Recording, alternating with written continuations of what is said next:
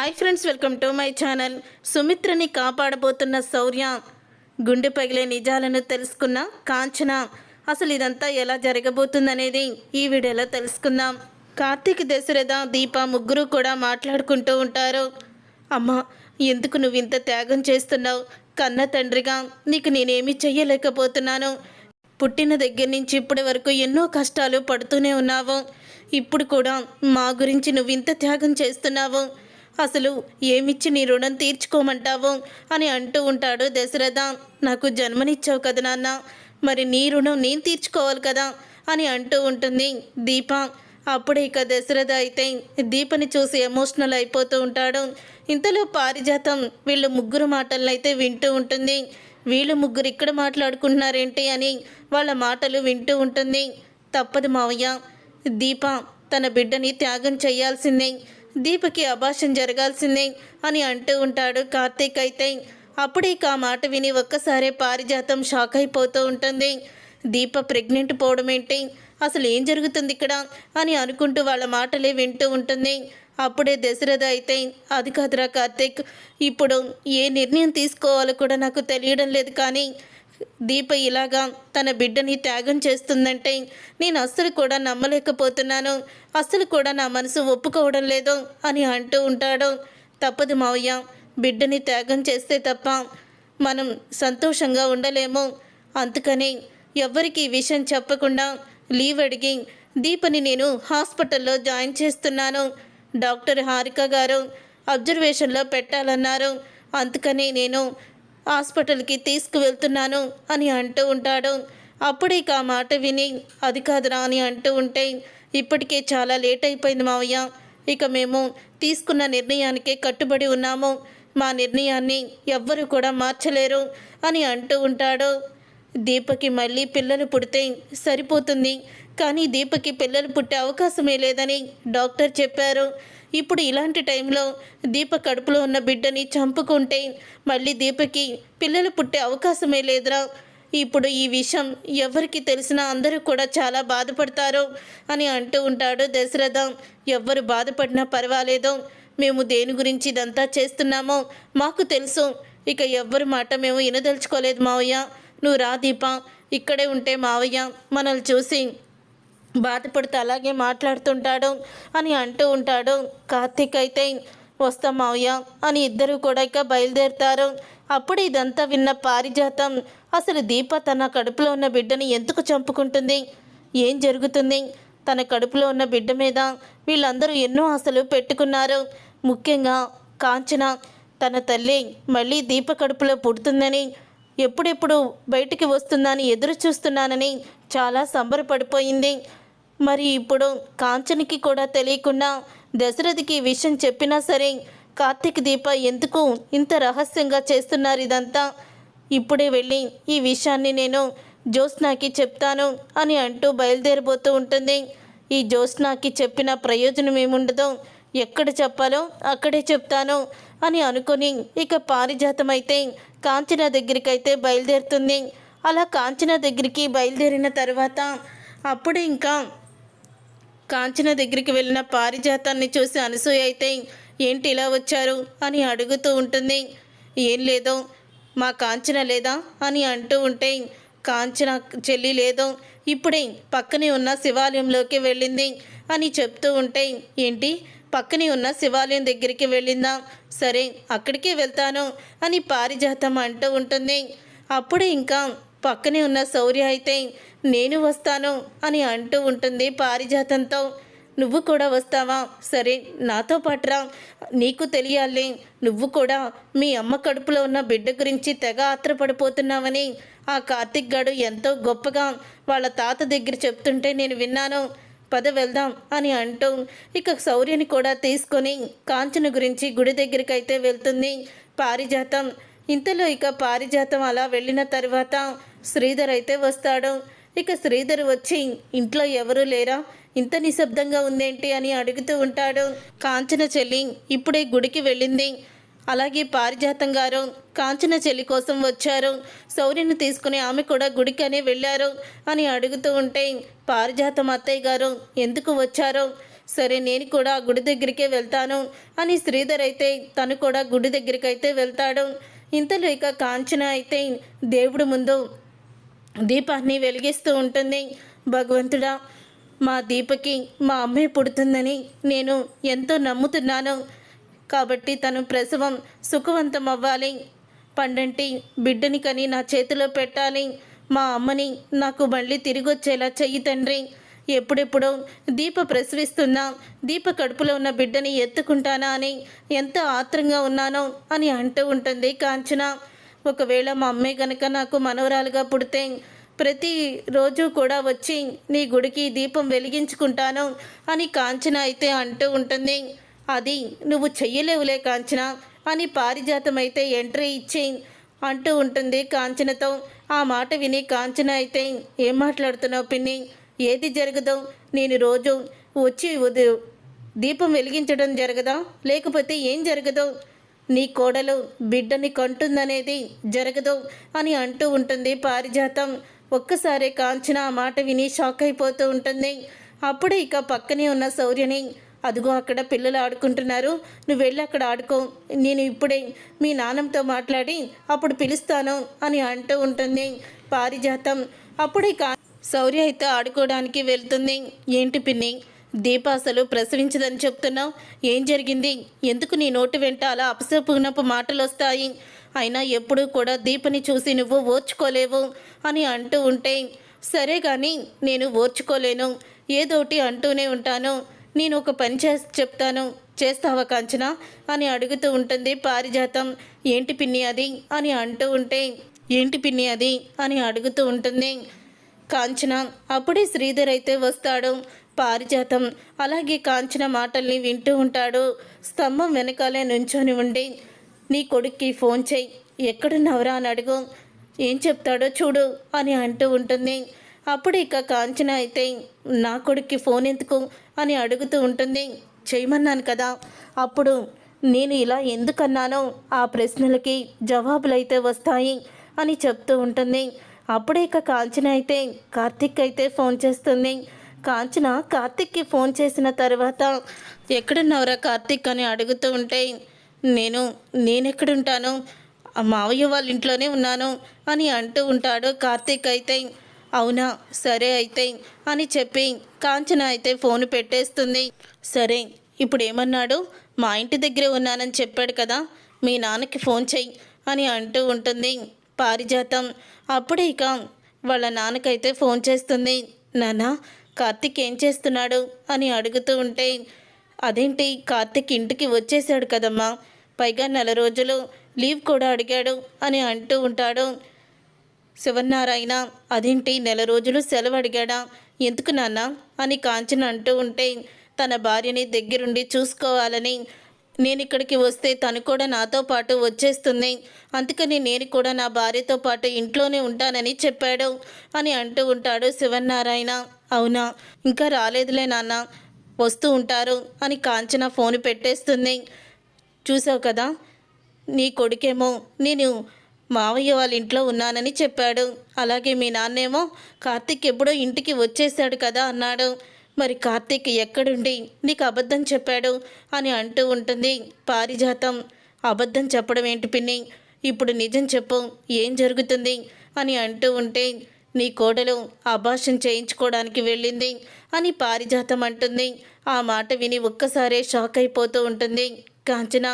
పిన్ని అని అనగానే, అవును, నీ కోడలు అబార్షన్ చేయించుకోవడానికి ఇప్పుడు హాస్పిటల్లో జాయిన్ అయ్యింది, ఈ విషయాన్ని నీ కొడుకు నీ దగ్గర దాచిపెట్టి ఇప్పుడు నీ కోడలికి అబార్షన్ చేయించబోతున్నాడు.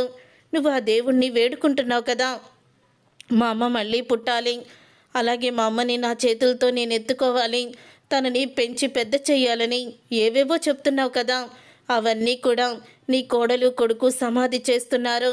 ఆ హారిక గారి హాస్పిటల్లోనే నీ కోడలు అబార్షన్ చేయించుకోబోతుంది, నీ ఆశల్ని ఆవిరి చేయబోతుంది అని అంటూ ఉంటుంది పారిజాతం.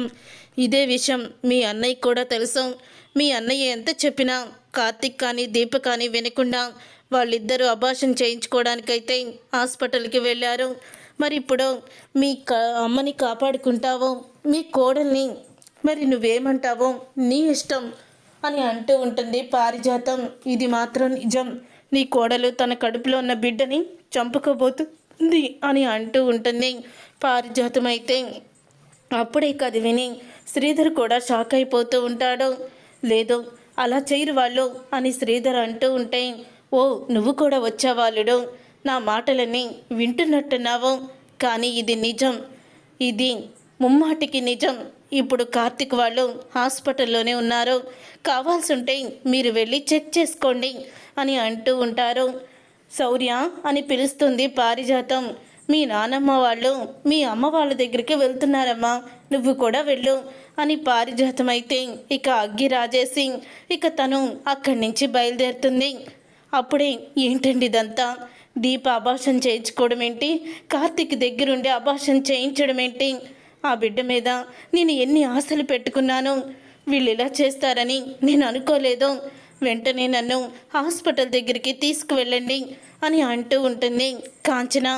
అప్పుడే ఇక నేను కూడా అనుకోలేదు, అసలు ఇంత ఫూలిష్ పని ఎందుకు చేస్తున్నాడో కార్తీక్ తెలుసుకోవాలి, మనం దీనికి అడ్డుపడాలి, అసలు ఎందుకు వీళ్ళు ఇలాంటి తొందరపాటు నిర్ణయం తీసుకున్నారో తెలుసుకోవాలి కాంచన, పద వెళ్దాం అని కాంచనని తీసుకొని శ్రీధర్ అయితే హాస్పిటల్కి బయలుదేరుతాడు. అప్పుడే హాస్పిటల్కి బయలుదేరిన తర్వాత కార్తీక్ అయితే దీపని హాస్పిటల్లో అడ్మిట్ అయితే చేస్తాడు.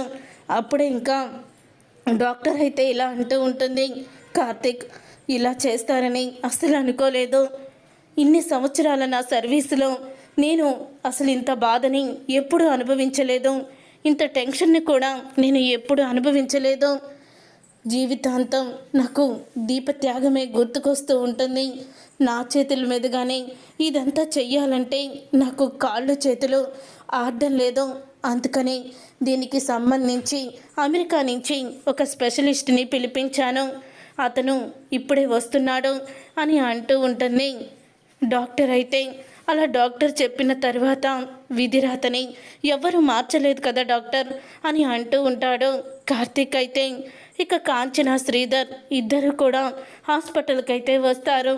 అలా వచ్చిన తర్వాత అప్పుడే ఇక బెడ్ మీద పడుకొని ఉన్న దీపని చూస్తుంది కాంచన. దీప అని గట్టిగా అరుస్తుంది. దాంతో ఇక కార్తీక్ దీప ఇద్దరు ఒకేసారి ఉలిక్కి పడతారు. అప్పుడే అమ్మా అని శౌర్య అయితే దగ్గరికి వస్తుంది దీప దగ్గరికి. ఏంటమ్మా నువ్వు, ఏంటి హాస్పిటల్లో ఉన్నావేంటి, ఏమైంది, బుజ్జి పాపకి ఏదైనా అయిందా, నేను నిన్నేమి కాల్తో కొట్టలేదే, చెప్పమ్మా, బుజ్జి పాపకి ఏమన్నా అయ్యిందా, నాకు భయంగా ఉంది, బుజ్జి పాపకి ఏమీ కాకూడదమ్మా అని అంటూ ఉంటుంది శౌర్య. చూసావు కదా, చంటి పిల్ల కూడా కడుపులో ఉన్న బిడ్డ మీద ఎంతో ఆశని ప్రేమని పెంచుకుంది, కానీ మీ ఇద్దరు కడుపులో ఉన్న బిడ్డని కడుపులోనే చంపాలని చూస్తున్నారా అని అంటూ ఉంటుంది కాంచన. అయితే అప్పుడే ఇక ఆ మాట విని ఒక్కసారి షాక్ అయిపోతూ ఉంటుంది దీప. ఇక షాక్ అయిపోతూ అత్తయ్య అని అంటూ ఉంటే, నన్ను అలా పిలవద్దు, అసలు నీ కడుపులో ఉన్న బిడ్డని చంపే హక్కు నీకు ఎవరిచ్చారు, నువ్వు కన్నంత మాత్రాన నీకు చంపుకునే హక్కు కూడా ఉంటుందనుకుంటున్నావా, అది నా కొడుకు వారసత్వం, అలాంటిది మాకెవ్వరికీ చెప్పకుండా గుట్టు చప్పుడు లేకుండా నువ్వు ఎందుకు ఇలా చేశావో, దీనికి కార్తీక్ ఒప్పుకున్నాడంటే ఖచ్చితంగా నువ్వే ఒప్పించుంటావు, శౌర్యమే సరిపోతుంది, శౌర్య తప్ప ఇంకెవ్వరూ కూడా మనకి అవసరం లేదు అని నువ్వే వాడు మనసు మార్చి నీ కూతురే నీకు ఉండాలని మరొక కూతురి మీద ప్రేమ చూపించాల్సి వస్తుందని ఇలా చేసావు కదా, నువ్వు తన కడుపులో ఉన్న బిడ్డని చంపుకుంటే మాత్రం నేనిక్కడే చచ్చిపోతాను అని అంటూ ఉంటుంది కాంచన. అప్పుడే ఆ మాట విని ఏంటమ్మా ఇదంతా అని అంటూ ఉంటాడు కార్తీక్. నువ్వు మాట్లాడుకో, ఎందుకురా నువ్వు మాట్లాడుతున్నావు, ఇంత మోసం చేస్తావని నువ్వు కూడా అనుకోలేదు అని అంటూ ఉంటుంది కాంచన. అయితే దీప, ఒకవేళ నీకు కడుపులో ఉన్న బిడ్డ ఇష్టం లేకపోతే ఆ బిడ్డ పుట్టిన తర్వాత మాకు ఇచ్చేసి నువ్వు దూరంగా వెళ్ళిపో అని అంటూ ఉంటుంది కాంచన. అప్పుడే ఆ మాట విని అత్తయ్య నేను చెప్పేది వినండి అని అంటూ ఉంటే, ఏం చెప్తావు ఇంక నువ్వు చెప్పేదేమీ లేదు, కార్తీక్ నీ మెడలో తాళి కట్టినప్పుడు కూడా నేను బాధపడలేదు, ఒక ఆడపిల్లకి జీవితాన్ని ఇచ్చాడు అని సంతోషపడ్డాను. మేనకోడల్ని ఇంటి కోడలుగా చేసుకుంటానని మా అన్నయ్య దగ్గర మాట తీసుకున్నాను. అయినా ఆ మాట తప్పి నిన్ను కోడలుగా చేసుకొని నిన్ను సొంత మేనకోడల్లా చూసుకున్నాను. అయినా నువ్వు నా కుటుంబానికి ఇంత ద్రోహం చేస్తావా అని అంటూ ఉంటే, అవునమ్మా దీప, మీ అత్తగారు పుట్టబోయే బిడ్డ మీద ఎన్నో ఆశలు పెట్టుకుందో నీకు తెలుసు. కానీ నువ్వు ఇలా చేస్తావని అస్సలు అనుకోలేదు అని అంటూ ఉంటే, అప్పుడే ఇక ఆ మాట విని అంటూ ఉంటాడు కార్తీక్ అయితే, అది కాదు నాన్న అని అంటూ ఉంటే, దీప నువ్వు ఇంటికి వస్తున్నావా లేదా అని అడుగుతూ ఉంటుంది కాంచన. లేదత్తయ్య, నేను నా కడుపులో ఉన్న బిడ్డని చంపుకుంటున్నాను అని అంటూ ఉంటుంది.